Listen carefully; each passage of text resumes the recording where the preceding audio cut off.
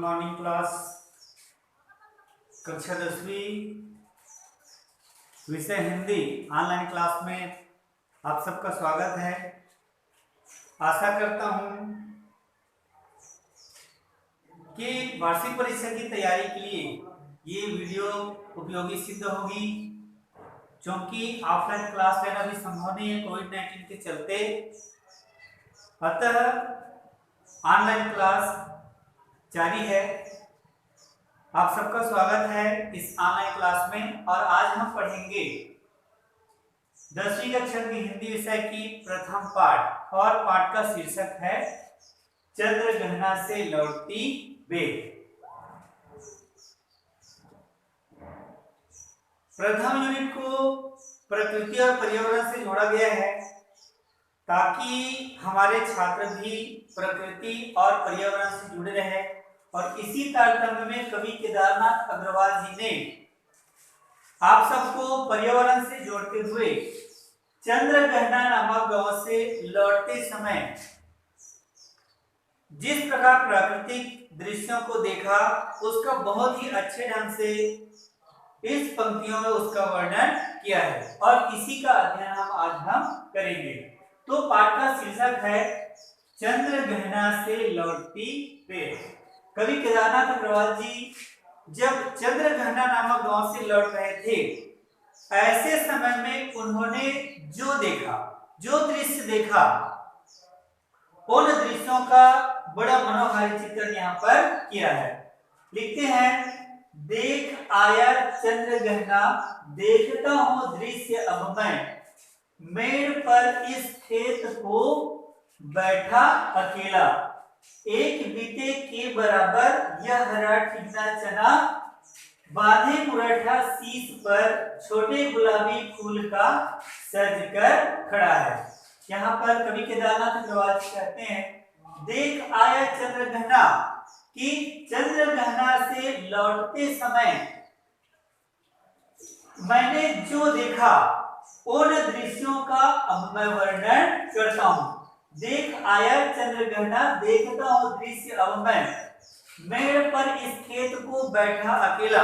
तो चंद्रग्रहण नामक गांव से लौटते समय खेत की मेड़ पर बैठे अकेले में जो देखा, उन दृश्यों का वर्णन केदारनाथ अग्रवाल जी ने यहाँ पर किया है। तो कवि देखते हैं, एक बीते के बराबर यह हरा ठिकना चना, वहां पर चने, सरसों, अलसी की लहलहाती हुई फसल है।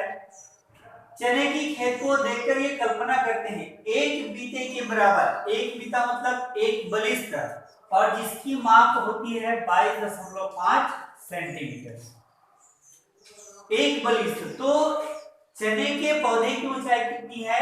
एक बीते के बराबर। अब ये देखा जाए, यहाँ पर एक शब्द है ठिकना। ठिकना का अर्थ है डांटा भी कर सकते हैं, बौना भी कर सकते हैं, क्योंकि अगर हम चने की फसल को देखें या चने के पौधों को देखें तो इसकी लंबाई जो है उतनी ज्यादा नहीं होती। इसलिए यहाँ पर चने का पौधा छोटा है, और छोटा होने के कारण से कौन से शब्द का प्रयोग किया है? ठिकना शब्द का प्रयोग किया है। तो एक बीते के बराबर अर्थात चने के पौधे की ऊंचाई कितनी है? एक बीते के बराबर है। यह हरा ठिकना चना, और इसीलिए क्योंकि उस पौधे की लंबाई या ऊंचाई जो है बहुत कम है, इसलिए यहाँ पर कवि केदारनाथ अग्रवाल जी ने कौन से शब्द का प्रयोग किया है? ठिकना शब्द का प्रयोग किया है। एक बीते के बराबर यह हरा ठिकना चना, बांधे मुरैठा शीश पर छोटे गुलाबी फूल का सजकर खड़ा। ये शब्द आए हैं मुरैठा, और मुरैठा शब्द का अर्थ है पगड़ी। बांधे मुरैठा शीश पर, इसका मतलब ये है कि चने के पौधे ने अपने सिर पर क्या धारण किया है? पगड़ी धारण किया है। अब यहाँ पर स्पष्ट तौर पे ये कह रहे हैं छोटे गुलाबी फूल का, अर्थात चने के पौधे में फूल खिले हुए हैं, और ये फूल जो है कौन से रंग के हैं? गुलाबी रंग के हैं। तो कवि चने के पौधे को देखकर ये कल्पना करते हैं जैसे एक बीते के बराबर यह हरा ठिकना चना अपने सिर पर गुलाबी रंग की पगड़ी धारण कर सजकर खड़ा है। बांधे मुरैठा शीश पर छोटे गुलाबी फूल का सजकर खड़ा है। तो चने के पौधे जिसकी लंबाई कितनी है, एक बीते या एक बलिष्ठ दिखा सकते हैं, जिसकी लंबाई 22.5 सेंटीमीटर। तो ये चने का पौधा अपने सिर पर गुलाबी रंग का पगड़ी धारण कर सजकर खड़ा है। पास ही मिलकर उगी है बीच में अलसी रखीली। तो लेखक जो है, लेखक नहीं कवि कहेंगे, कवि जो है खेत के मेड़ पे बैठा है। कभी वो चने की फसल देखते हैं और चने की फसल में कहीं कहीं पर सरसों के पौधे उगे हैं और अलसी का पौधा भी उगा हुआ है। यहाँ पर कवि लिखते हैं पास ही मिलकर उगी है बीच में अलसी हठीली। तो चने के पौधे के बीच बीच में कौन सा पौधा है, अलसी का पौधा है। देख की पतली कमर की है लचीली। और ये अलसी का जो पौधा है वो कैसी है, जिस प्रकार से चने के पौधे की जो मोटाई है ऐसी मोटाई इसकी नहीं है। किसकी नहीं है, अलसी के पौधे की नहीं है। तो इसका पौधा जो है पतला है और कमर की है लचीली। कहने का मतलब यह है कि कवि केदारनाथ अग्रवाल जी ये कह रहे हैं कि अलसी का जो पौधा है वो अत्यंत ही नाजुक है। देख की पतली कमर की है लचीली। अगर हवा चले तो आसानी से ये अलसी का पौधा जो है झुक जाती है ना। इसीलिए इस शब्द का प्रयोग किया है, देख की पतली कमर की है लचीली। नीले फूले फूल को सिर पर चढ़ाकर। और इस अलसी का जो पौधा है उसमें भी नीले रंग के पुष्प खिले हुए हैं। कौन से रंग के, नीले रंग के पुष्प खिले हुए हैं।